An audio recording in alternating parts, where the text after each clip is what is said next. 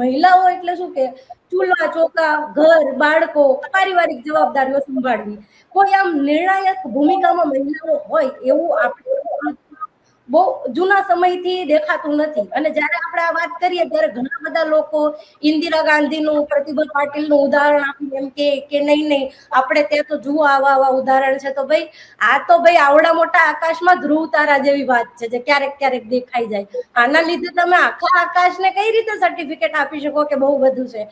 તો આવા અમુક અપવાદને ધ્યાને ના આપી શકાય. ઘણા લોકો એવું કહે છે કે આપણે તો દેશ આઝાદ થયો ને મહિલાઓને તરત વોટિંગનો અધિકાર આપી દીધો, બીજા દેશમાં તો આપ્યો બી નથી.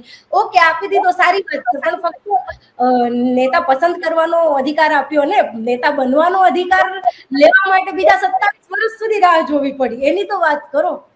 તો આ એક સાંસ્કૃતિક કારણ ખૂબ મોટું છે કે મહિલાઓને ઘરમાં જ રહેવું, રસોઈ જ સંભાળવી, બાળકોને સંભાળવા, એનાથી આ બધા કામમાં ના જવાય. એટલે એક માનસિકતા હજી સુધી છે. અને એવું નથી પુરુષોમાં જ, મહિલાઓમાં પણ છે. એટલે આ પિતૃસત્તાક માનસિકતા ક્યાંક ને ક્યાંક આડી આવે છે, નો ડાઉટ.